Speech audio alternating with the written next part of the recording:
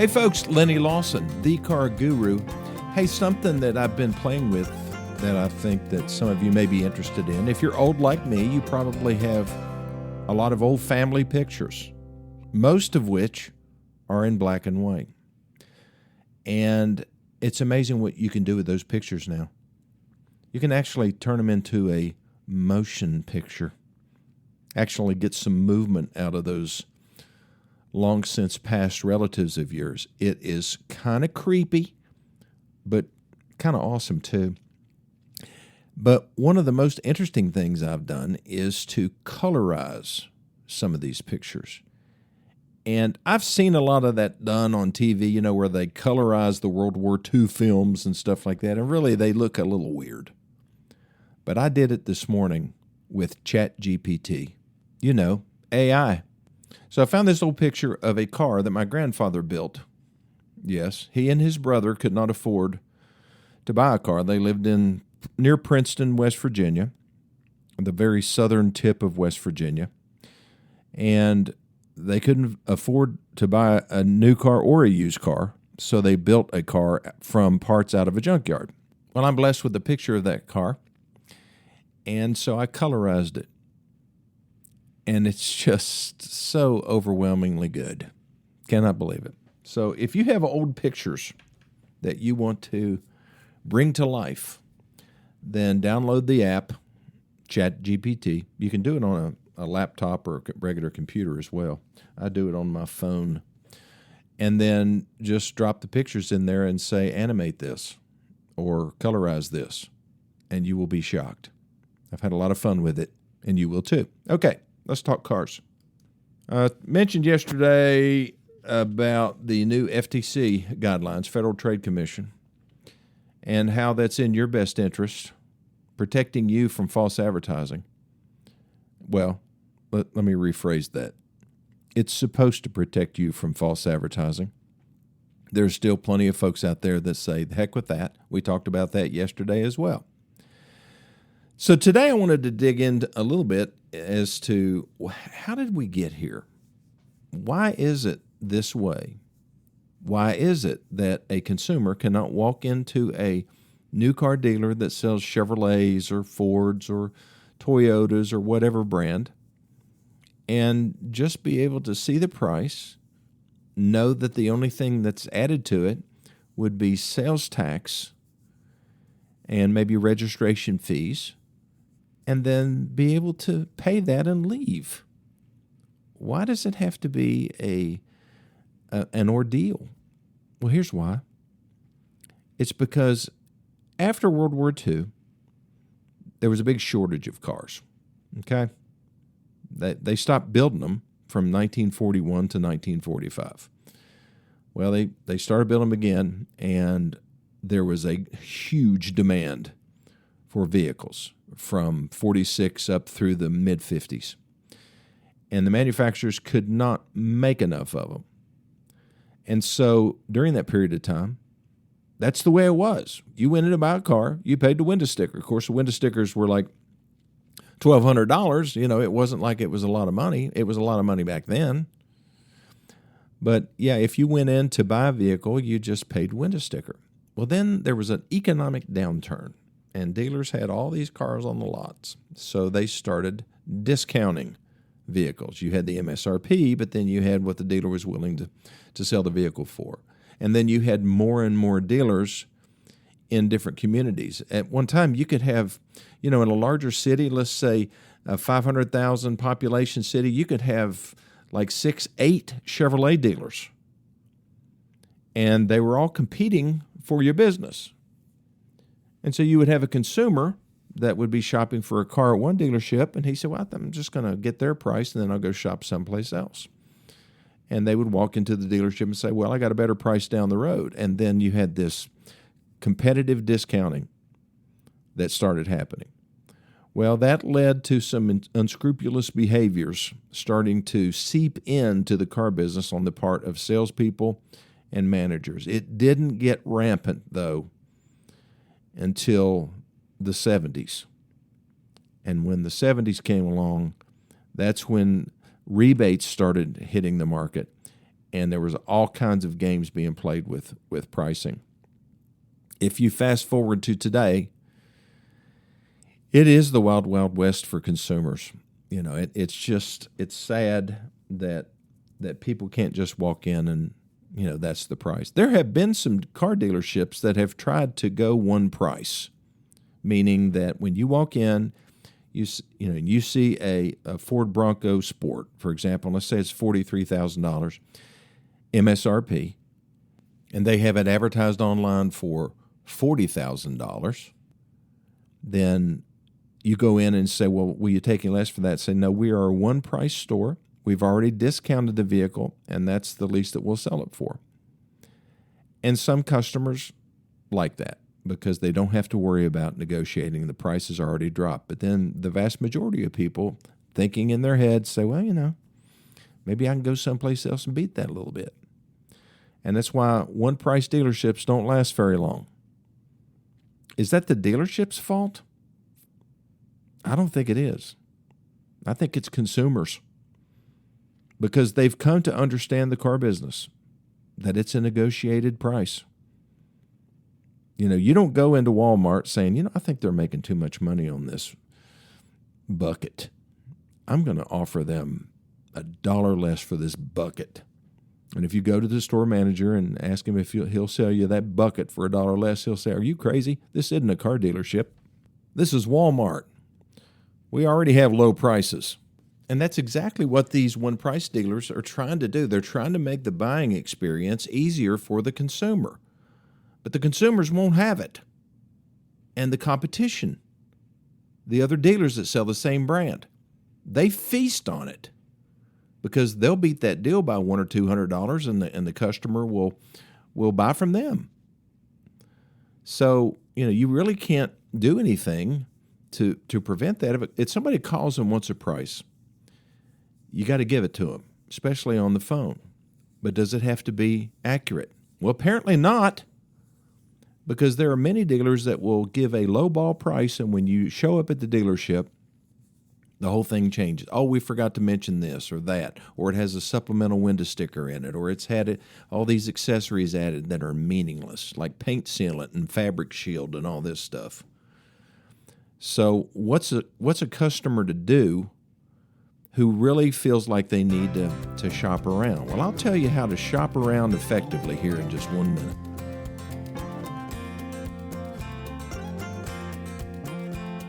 Okay, I am back. So you want the best deal? Is the best deal always the lowest price? I like to ask that question to some people. I mean, what is a great deal? Is it the actual transaction price? Or is it the long-term living with this vehicle, living with this decision, that in the end, after 4 or 5 years, you really know then whether it was a good deal or not? What if you buy a car and let's say you save $500 buying it from ABC Motors? Let's say that they're 50 miles away from your home. So you got what you thought was a great deal. They beat your local dealer by $500. And so you drive back home. And then, oh, shoot, they were supposed to get the floor mats. We didn't get our floor mats. And so you call the dealership back. Well, you can't reach them. You call and you leave a message and they won't call you back. And then finally you give up, drive 50 miles back to the dealership. You go in and ask for the salesperson. Well, he's off today. And then you try to speak to a manager. I was supposed to get floor mats. Well, they go pull the deal. They look at the paperwork and it doesn't say anything about extra floor mats. I'm sorry, but according to this, you didn't get extra floor mats. You didn't pay for extra floor mats. Well, I did. The salesperson said it. I asked for extra floor mats. I want the rubberized floor mats. I don't like the carpet mats. Well, it doesn't say that here. So you leave mad. You don't get your floor mats. You drive back 50 miles. And then it's time for an oil change. And they said if you come back, you get your first oil change for free. You drive 50 miles to get your free oil change. That takes 3 hours to get it done. Then you drive 50 miles back and you miss your kid's soccer game. Now you tell me, Was it worth it, saving $500 at that other dealership? And did you really save it? Did you look at the bottom line numbers and actually compare the bottom line number to what it was for the dealership in your own hometown?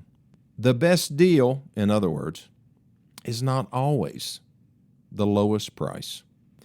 We had a customer that drove down to Greenville from Bristol, Tennessee, just a week ago. And he had shopped all over the place, and we had exactly what he wanted. We priced it to him over the phone, and this was through my BDC, my Business Development Center, which is Katie. She handles all the incoming phone calls and incoming traffic from the internet. And he said that he had been to several other dealerships. One in particular had jacked him around so bad that he said he'll never darken their door again. Of course, we understand that. So he just wanted, we were like the last option in this region. And he just wanted to make sure that we weren't going to try to screw him over as well. Well, we don't do business that way. So where a lot of dealers will not send you a final number, they will send you a preliminary number. Then you go to the dealership and everything changes. Well, we send actual sales contracts to people that has the selling price, the trade value. Now, if we've seen their trade. If we haven't seen their trade, then it's hard to put a value on it. You understand that. But let's say that we've seen it, they've sent us pictures, and we commit to a number. We'll put it on a contract. Lenny Lawson will sign that. When he drives all the way from Bristol to pick up his car, which he did, the numbers don't change. It's the same number. So when you're doing business with a dealer 50 miles away or 100 miles away or 1,000 miles away, you don't have squat if you don't have a sales contract signed by a manager, preferably the dealer, but he probably doesn't work there. He probably owns 50 dealerships, and he just has a bunch of yahoos working for him. I shouldn't say that. You know, lots of them are good. But you've got to get a sales contract. If you just get a number, say, well, we'll sell this vehicle to you for $10,000 trading difference. And then you get there, and then, oh, wait a minute, you've got to add all this stuff. I'll give you an example. There's a Toyota dealer. I watched this video. Yeah, it was on TikTok, but there's this guy that calls different dealerships and negotiates deals for customers that want to buy a car through him. He's like a broker. He calls and negotiates the deal, then they go and finalize the deal and pick up the car. But they had this Toyota dealer that advertises, the only thing they put on their website is MSRP. Well, it looks like that's what they're selling the car for. No, that's not what they're selling the car for. They're just putting MSRP on there. And when you call the dealership or go to the dealership, they say, well, that's the MSRP, but then you have to pay the premium for that particular car. Premium? What premium? Well, you're looking at a Toyota RAV4 hybrid, and the current premium on that vehicle is $10,000 over the MSRP, plus $1,595 for the processing fee. Oh, and also, we have put a protective film on the front end of this vehicle. Where'd you put it? On the hood, and that's $1,195. Well, I'm not paying that. Well, sir, you will pay it, or you won't get the vehicle because we have people standing in line for these. You know, folks, in that case, I'm going to go buy me a Nissan Rogue, or I'm going to buy a Hyundai or something.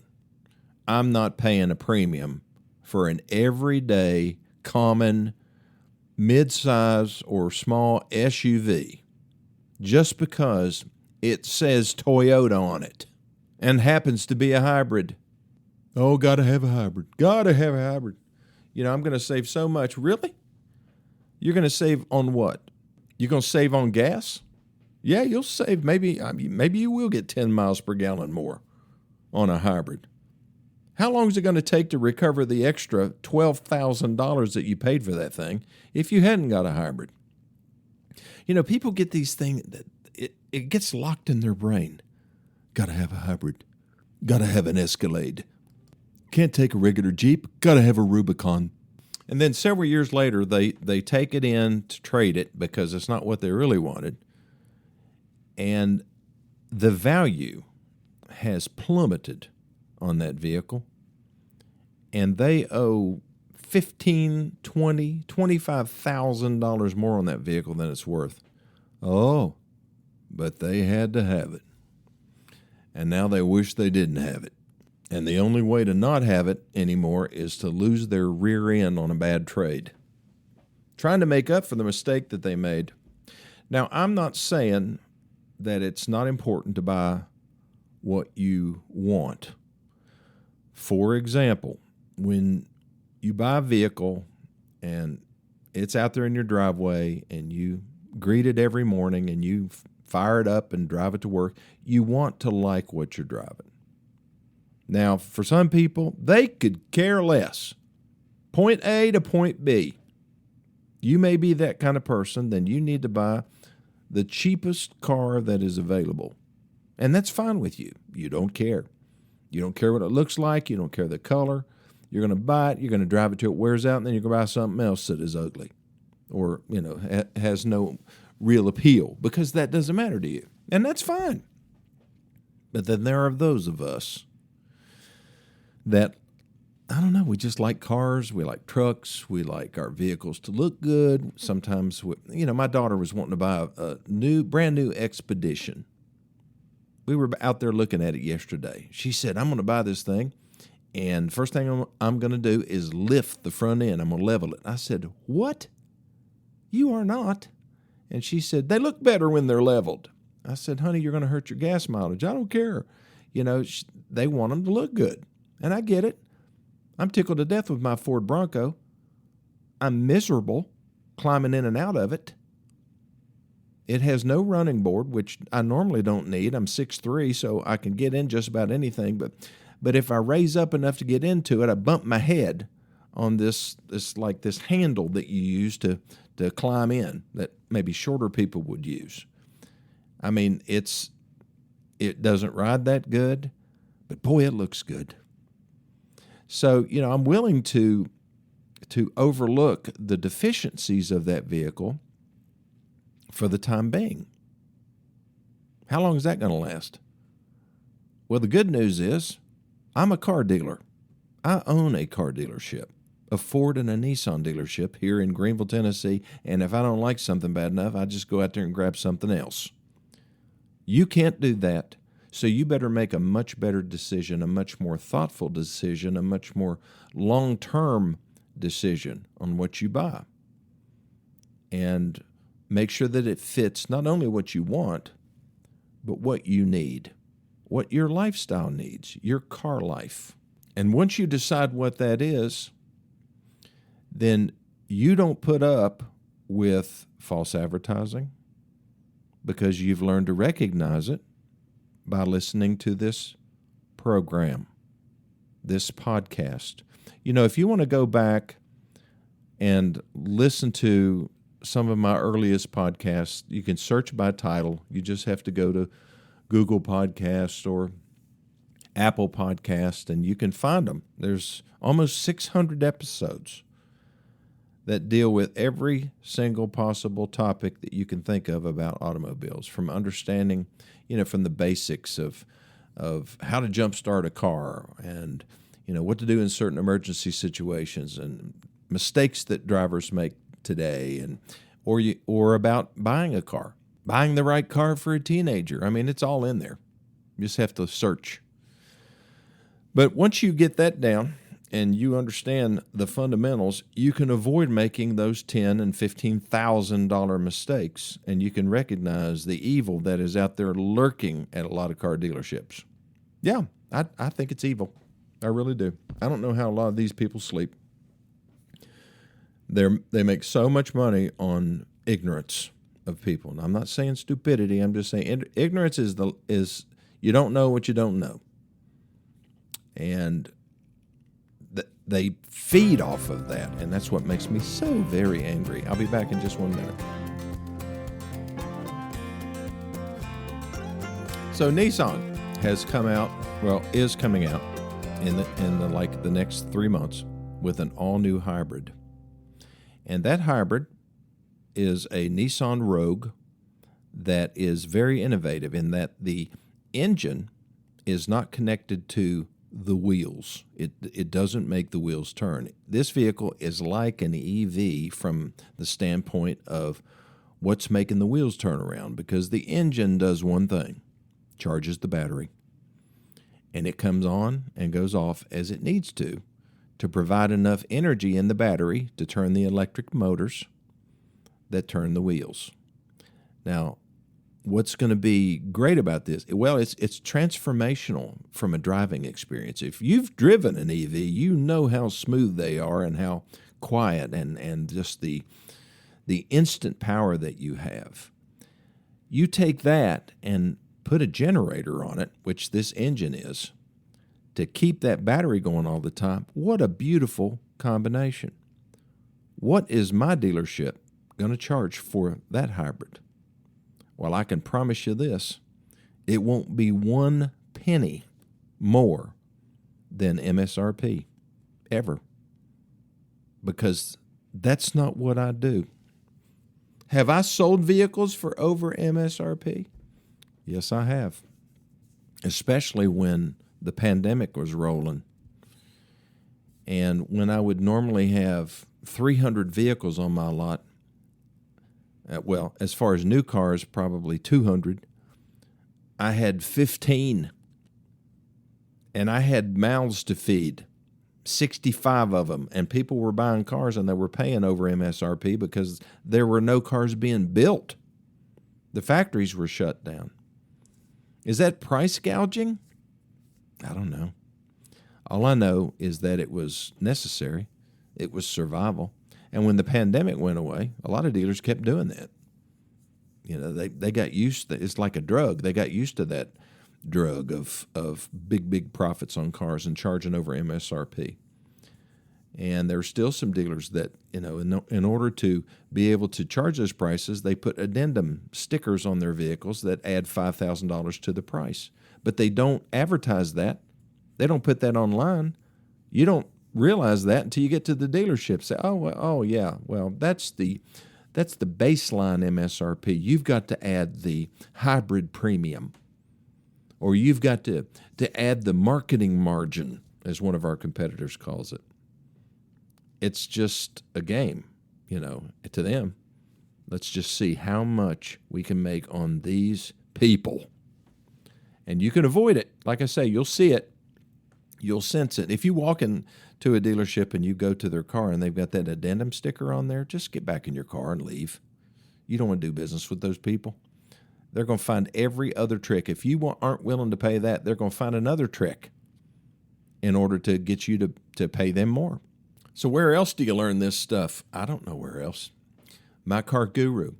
Get the My Car Guru guidebook. Send me your email address to 423-552-2020. I'll send you a copy of it, and you can handle just about anything that a car dealer can throw at you as far as illegalities.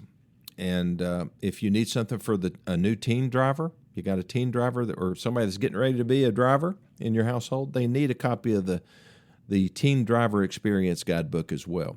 And I'll print it out, or I will email it to you in a PDF form, and you can print it out yourself and go over it with your teen driver.